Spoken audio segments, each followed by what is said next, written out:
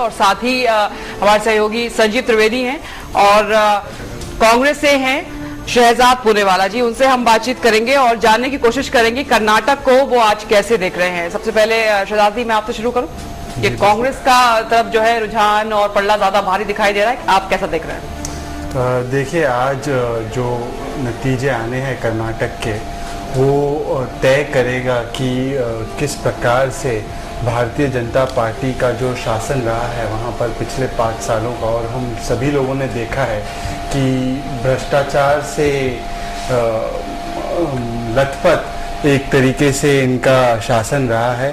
3 मुख्यमंत्री बदले गए 5 सालों में, गवर्नेंस का डेफिसिट रहा है वहाँ पर, और इन चीज़ों को, इन मुद्दों को कांग्रेस पार्टी ने बहुत ही अच्छी तरीके से लोगों के पास ले गए हैं और इस पर ही मैंडेट मिलेगा कांग्रेस पार्टी को, यही उम्मीद है। और अब नतीजे जब शुरू होंगे तब धीरे धीरे पता चलेगा कि बेल्लारी इफेक्ट और रेड्डी इफेक्ट और येदियुरप्पा इफेक्ट क्या है, और भारतीय जनता पार्टी की जो पहली सरकार थी साउथ इंडिया में, शायद ये बहुत लंबे अरसे तक आखिरी सरकार बनके रह जाएगी, ये मेरा मानना है। जी आशुतोष, अभी आपने सुना शहजाद साहब को, क्या कहना चाहेंगे आप? देखिए, शहजाद साहब राजनीतिक विश्लेषक हैं। वो ये मानते हैं कि कांग्रेस का जो शासनकाल रहा है वो एक लोगों के जहन में होगा, और बीजेपी का जो शासनकाल वहां पर रहा है पिछले 5 सालों में, वो बीजेपी को उखाड़ फेंकेगी कर्नाटक की जनता। लेकिन शहजाद जी, इसमें एक महत्वपूर्ण बात ये भी है कि आपको नहीं लगता कि कर्नाटक में बीजेपी के शासन और उस पर जो भ्रष्टाचार के आरोप लगे हैं, और केंद्र में भी कमोबेश वैसी स्थिति केंद्र सरकार की रही है, तो ये दोनों फैक्टर एक दूसरे को न्यूट्रलाइज कर सकते हैं, या आप ये मानते हैं कि पूरी तरह से कर्नाटक का चुनाव स्थानीय मुद्दों पर होगा? देखिए, मैं मानता हूं कि आमतौर पर भारत में जब राष्ट्रीय चुनाव भी होते हैं, जब जनरल इलेक्शंस भी होते हैं, तब भी स्थानीय मुद्दों का काफी दबदबा होता है। अब जब एक स्टेट इलेक्शन होता है, उसमें तो जाहिर सी बात है कि जो स्थानीय मुद्दे हैं वो ज़्यादा फोकस में रहेंगे। और एक बात ये आपको नोट करनी पड़ेगी कि जिस प्रकार से कर्नाटक में नाटक चलता रहा, भ्रष्टाचार का नाटक चलता रहा, मैल गवर्नेंस का नाटक चलता रहा, उसके चलते मुझे नहीं लगता कि कर्नाटक के जो लोग हैं वो भाजपा की सरकार को एक और मौका देने का एक बहुत ही बड़ी गलती फिर से इसको दोहराएंगे। और इसी के चलते मुझे लगता है कि इन्हीं मुद्दों पर कि लोकल वहाँ पे क्या करप्शन हुआ है, भ्रष्टाचार हुआ है, गवर्नेंस का डेफिसिट रहा है, इसी पर चुनाव लड़ा जाएगा और इसी पर नतीजे आएंगे। मुझे ये बहुत ही ज़्यादा उम्मीद है। बिल्कुल शाह साहब, और लोकल मुद्दे, भ्रष्टाचार जैसा मुद्दा ये हावी हुआ, या फिर जो जाति समीकरण है या जाति पर फोकस देखा गया, क्योंकि जाति वहां पर सबसे ज्यादा महत्वपूर्ण चुनाव में मानी जाती है और उसी तरफ वोट जाते हैं, क्योंकि हमने देखा है कि कांग्रेस और बीजेपी दोनों ने जो टिकट बंटवारा किया है वो उसी के आधार पर किया है। हमारे साथ जुड़ गए हैं अजय कुमार जी, वरिष्ठ पत्रकार, उनसे हम जानने की कोशिश करते हैं। पिछला चुनाव भी उन्होंने बखूबी देखा है और जाना है कि क्या कुछ हुआ है। अजय जी, कुछ कहना चाहेंगे इसमें, जो अभी शहजाद साहब कह रहे थे कि जिस तरीके से वहां पर लोकल मुद्दे हैं या भ्रष्टाचार का मुद्दा है वो ज्यादा हावी हुआ है? देखिए, मैं कर्नाटक के चुनाव को मुख्य रूप से यह देखता हूं, टीना फैक्टर इस पे बहुत रूप से डोमिनेंट तरीके से काम किया। टीना फैक्टर से मेरा अभिप्राय यह है कि देयर इज नो अल्टरनेटिव। जनता भय, भूख और भ्रष्टाचार तीनों से त्राही थी, लेकिन उसके पास विकल्प क्या था कांग्रेस के सिवा? और ये विकल्प नहीं देने की जो फेल्योर रही है, उसका लाभ कांग्रेस को कर्नाटक में मिल रहा है प्रथम दृष्टया। और कर्नाटक आने वाले दिनों में जो 2014 या 2013 जिस तरह का संसद में आप देख रही हैं गतिरोध पिछले कई सत्रों से कायम है, उसकी तरफ भी यह गतिरोध टूटेगा और किस दिशा में जाएगा स्पष्ट करेगा। जो एक और महत्वपूर्ण बात है कि आज सुपर वेडनेसडे है, और बात सिर्फ कर्नाटक की नहीं है, आज सुप्रीम कोर्ट में भी हमारी नजर है कि कोलगेट स्कैम में सुप्रीम कोर्ट सरकार को राहत देती है या प्रधानमंत्री के खिलाफ सख्त टिप्पणी करती है। कांग्रेस कहीं ना कहीं दोनों अपने 2014 का मुद्दा। एक चीज जो और होगा कर्नाटक जैसे कि क्या क्षेत्रीय पार्टियों का दौर या क्षेत्रीय लीडर्स और समाज हो रहा है, उनकी भूमिका महज चंद वोट काटने की है। अगर मैं परसेंटेज के टर्म्स में बात करूं तो जो एग्जिट पोल्स कह रहे हैं और जिस पर लगभग एक मत है, तो पिछले चुनाव में आपने देखा था कि कांग्रेस का वोट प्रतिशत 1% भाजपा के वोट प्रतिशत से ज्यादा था, लेकिन सीट कांग्रेस नंबर्स नहीं बढ़ा, 35% था, जी, उसका 34 था जी, नंबर्स नहीं बढ़ा पाई थी, 30 सीट से कम थी कांग्रेस। इस बार जो आकलन है वो ये बता रहे हैं कि संभवतः कांग्रेस जो है अपना 6 से 7% वोट शेयर भी वहां बढ़ाएगी सीट्स के अलावा। भाजपा को भारी लॉस होता दिख रहा है, 7 से 8% वोट शेयर का, 34% और 22% वोट शेयर लेकर के जेडीएस 3 नंबर पे रहने वाली है। तो ये जो 7% का वोट स्विंग है वो कर्नाटक की मत पेटियों के सारे मैजिक्स को, सारे गणित को आज प्रभावित करेगा। बिल्कुल। और हमारे साथ तमाम मेहमान बने हुए हैं और फिलहाल आपको बता दें जो अभी खबर हमें मिल रही है कि 2 सीट से कांग्रेस आगे चल रही है, कहां से चल रही है ये जरूर आपको बताएंगे आगे। और फिलहाल जो रुझान सामने आने लगे हैं, बीजेपी 1 पर है और कांग्रेस 2 पर है, जेडीएस भी 1 पर है, केजेपी का भी खाता नहीं खुला है। तो कुछ रुझान सामने आने लगे हैं। आशुतोष, आप बैंगलोर में वहां पर थे और आपने देखा कि किस तरीके से वहां पर लोग सोचते हैं, क्या उनकी सोच है चुनाव को लेकर। बहुत ज्यादा उत्सुकता नजर नहीं आई, बहुत फेस्टिव मूड में भी नजर नहीं आए, क्योंकि बैंगलोर जहां पर सबसे ज्यादा पढ़े लिखे लोग रहते हैं, इंडस्ट्रियल जो है पूरा एक एरिया ये पूरा माना जाता है। आपको क्या लगता है कि वहां पे कम प्रतिशत वोट पड़ा है, इसकी क्या वजह हो सकती है? देखिए, जाहिर तौर पर जो वोट परसेंटेज कर्नाटक का बहुत अच्छा रहा है, पूरे कर्नाटक की अगर बात करें तो, और पिछली बार 64.75% के आसपास था और अब बढ़कर वो अगर 70% हो गया है, तो कहीं ना कहीं ये बताता है कि परिवर्तन के पक्ष में पूरे कर्नाटक ने वोट दिया है। ये भावना कहीं ना कहीं रही है कि जो जिस तरह की राजनीतिक उठापटक और तेजी से बदलाव और अस्थिरता वहां की सियासत में रही है, वो ना हो और एक स्थिर सरकार आए, उसके पक्ष में लोग स्थिरता चाहते हैं, ये तो बिल्कुल स्पष्ट है। जो दूसरी महत्वपूर्ण बात ये वो है कि बेंगलोर में प्रतिशत कम क्यों रहा, तो कहीं ना कहीं जनता में ये भाव भी आया है कि केंद्र का जो भ्रष्टाचार है और राज्य में जो भ्रष्टाचार रहा, उन दोनों फैक्टर्स ने कम से कम पढ़ी लिखी जो जनता है, शहरी जनता, उसके मन को कहीं ना कहीं से उचाट किया है और वो दोनों फैक्टर्स ने एक दूसरे को न्यूट्रलाइज बेंगलोर में किया हो सकता है। आशुतोष, क्या आपको लग रहा है कि वहां पर जो आप बता रहे हैं, ये पढ़े लिखे लोग और ये तमाम लोग, क्या ये सोच रहे होंगे जाति के बारे में, या फिर इनके जहन में कुछ और चीजें थी, विकास को लेकर था या फिर कुछ काम हो उनके लिए?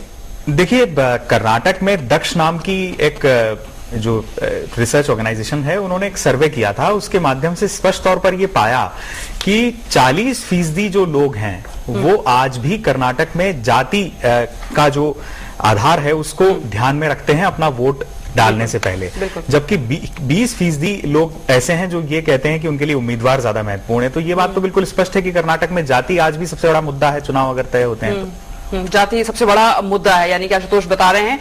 और शहजाद साहब, आप इसको किस तरह से देखते हैं कि आपको लगता है कि जो युवा है, जो सबसे ज्यादा रहा है कि हाँ फोकस में रहा है सभी पार्टियों की, उसको किस तरह से लुभा पाए होंगे ये लोग?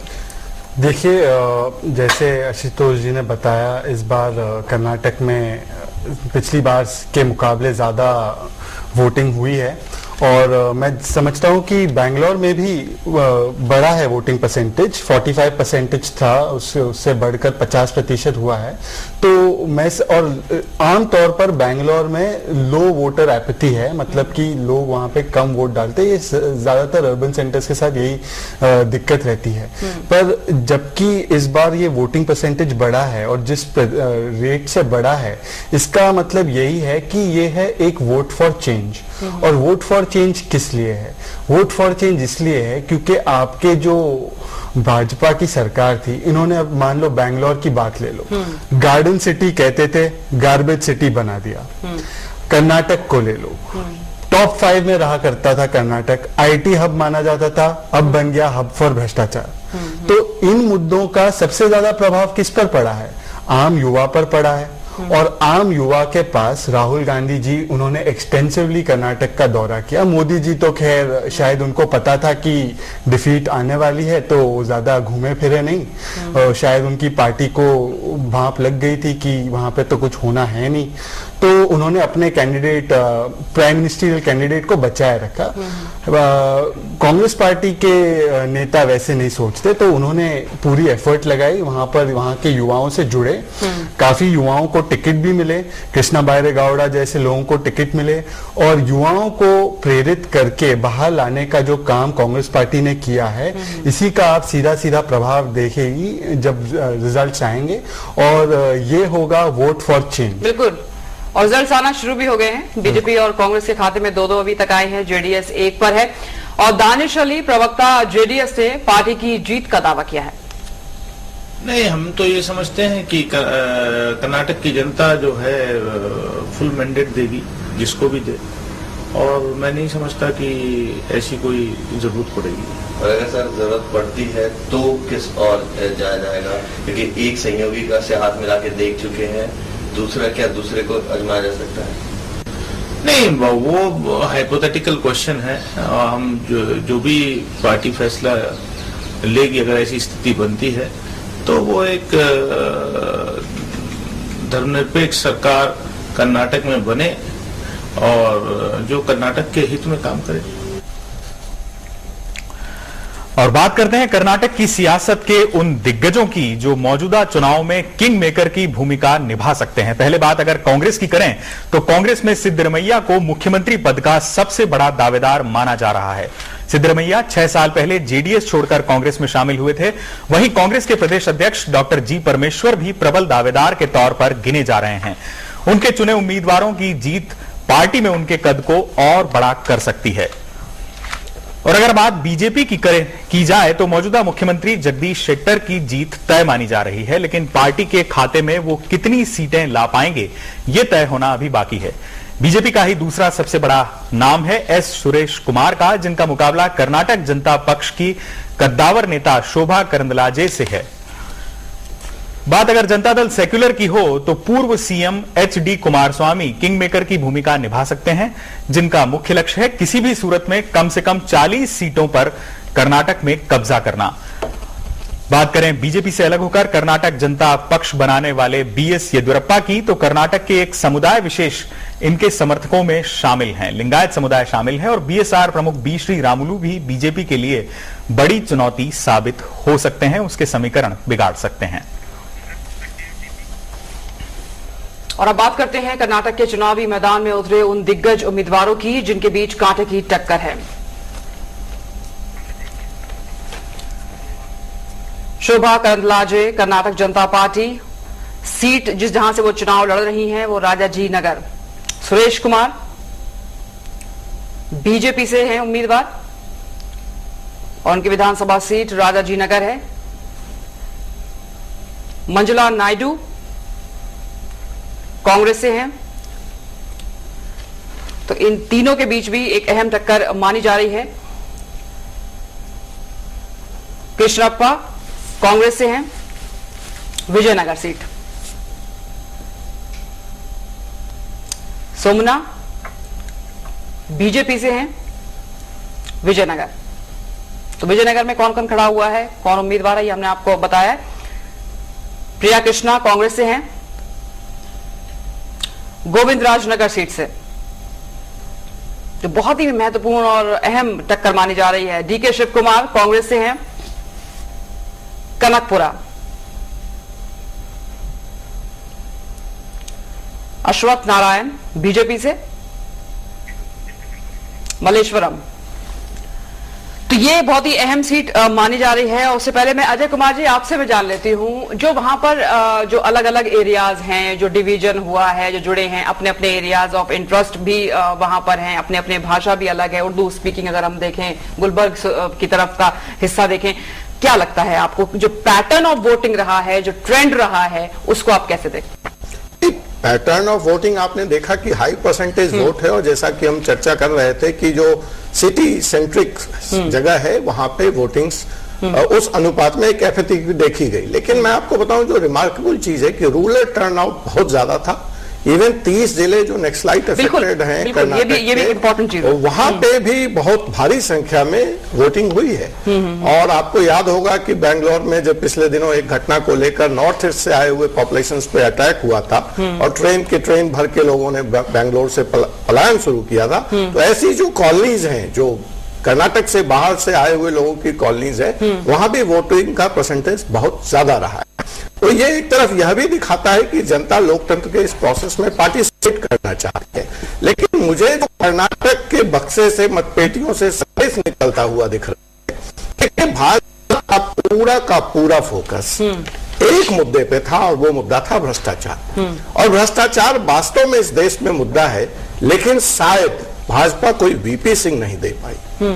आप भ्रष्टाचार की बात करते हैं, बड़ी अच्छी बात है, लेकिन क्या आपका दामन पाक साफ है, ये जनता जानना चाहती थी। जब उसका उत्तर उसको नहीं मिल रहा था कि आप केंद्र भ्रष्टाचार की बात करते हैं, तो उनके पास कोई चॉइस नहीं था। रीजनल पार्टी उस तरह एक गठबंधन लेकर के वहां पे नहीं पाई, येदियुरप्पा उस तरह चैलेंज नहीं दे पाए, और मजबूरन में उनको कांग्रेस को चुनना पड़ रहा है। यहाँ पे एक बात और ध्यान दिए जाने वाली बात है, जो कर्नाटक है वो वास्तव में अगर देखा जाए तो कांग्रेस का ट्रेडिशनली स्ट्रांग होल्ड वाला स्टेट रहा है, और ऐसे में सिंपल मेजोरिटी कांग्रेस को ऑक्सीजन तो दे सकती है, आईसीयू से निकाल सकती है, लेकिन कांग्रेस इसको बहुत बड़े मुकुट की तरह अगर सजाकर किसी गफलत में रहना चाहती है, तो शायद उसका फील गुड फैक्टर और इंडिया साइडिंग वाला हाल होगा। और कर्नाटक का इतिहास ऐसा बताता है कि जो राज्य सरकार वहां बनाती है वो केंद्र में निश्चित तौर पर हारती है। यह भी एक फैक्टर है। आप एनडीए और कांग्रेस के पिछले वोटिंग पैटर्न्स को और इतिहास को भी ये तो आपने 2014 तक के अजय कुमार जी पहुंच गए आपके, वहां पर भी आपने कहा कि जो राज्य में होती है कर्नाटक में वो केंद्र में नहीं होती है, तो 2014 के लिए शायद कांग्रेस के लिए खतरे की घंटी भी है। खतरे की घंटी है, भले ये जीत के मुगालते में अगर ये रहना चाहते हैं तो अलग बात है। बिल्कुल। आशुतोष, आप कुछ पूछना चाह रहे हैं प्रतिभा से? नहीं, मैं तो सबसे महत्वपूर्ण बात ये पहले जानना चाह रहा हूं कि जो शुरुआती ट्रेंड है वो क्या कुछ कन्वे कर रहे हैं? कहीं कर्नाटक में कोई चमत्कार तो नहीं होने जा रहा है जो सारे सर्वेज को गलत साबित कर दे? प्रतिभा, 2 सीटों पर बीजेपी और 2 पर ही कांग्रेस आगे है, और जेडीएस की 1 सीट है, और जेडीएस और बीजेपी पहले भी साथ रहे हैं। क्या कहेंगी आप? जी आशुतोष, क्योंकि यहाँ पर जो बीजेपी 4 पर आ गई है। प्रतिभा, मैं आपको रोकना चाहूंगी, मैं आपको बता दूं जी प्रतिभा, बीजेपी 4 पर है, कांग्रेस 5 पर है, और केजीपी के अभी खाता खुल चुका है 2 से। जी बिल्कुल, ये रुझान अगर हम देखें तो कांटे की टक्कर नजर आ रही है। आशुतोष जैसे कह रहे थे कि कहीं एक बिल्कुल अलग ही मैंडेट कहीं जनता ने तो नहीं दिया है, ये भी देखने वाली बात होगी। लेकिन बिल्कुल कांग्रेस और बीजेपी यहाँ पर पैरेलल चलती नजर आ रही है। केजेपी ने खाता खोल चुका है, केजेपी कितने सीट लाती है ये एक बहुत ही उत्सुकता वाली बात यहाँ पर सभी लोगों के लिए है कि येदियुरप्पा अक्सर ये कहते आए हैं कि भ्रष्टाचार के आरोप भले ही लगे हो, लेकिन उन्होंने विकास के काम किए हैं, तो उनको जनता किस तरह से स्वीकारती है ये भी देखने वाली बात होगी। और जो जातीय समीकरणों की बात हम अक्सर कर रहे हैं, तो इस स्थिति में उनके पीछे उनका जो ट्रेडिशनल वोटर है वो कितना रहा है, ये भी थोड़े ही समय में साफ हो जाएगा। जी बिल्कुल। प्रतिभा बन रही है हमारे साथ, उमा का रुख कर लेते हैं। उमा, बीजेपी को कितनी उम्मीद है?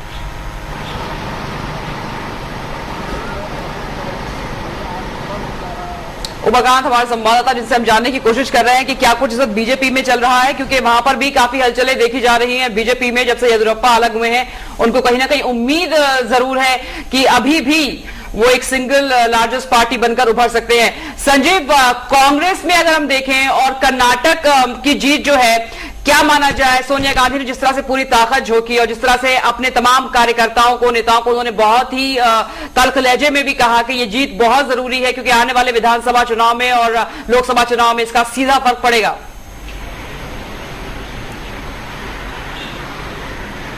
नहीं, देखिए, हर चुनाव बहुत महत्वपूर्ण, और कर्नाटक विशेष तौर पर, क्योंकि कर्नाटक में जीत और हार की जो धमक है वो दिल्ली तक सुनाई पड़ेगी।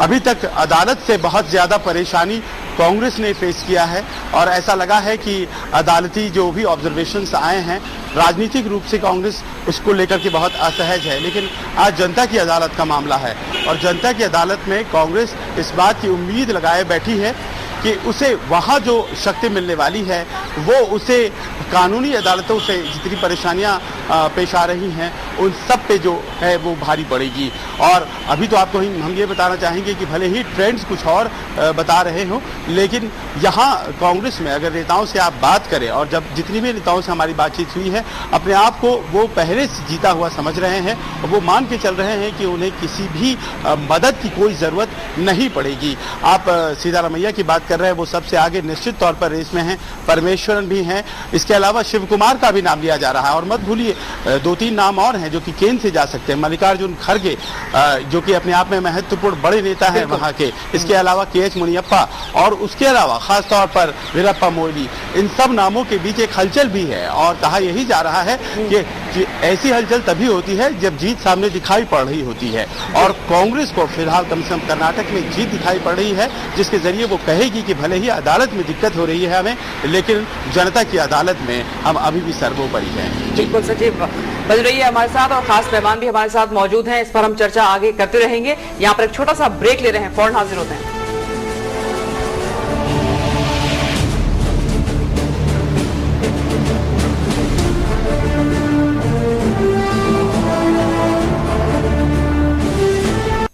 ₹1 नहीं है बॉस। ₹1 नहीं है मतलब? अरे मतलब छुट्टा नहीं है। ये तो आप लेके आओ, जाओ। छोड़ ना, ₹1 में क्या कर लेगा तू? पिगी बैंक में डालो।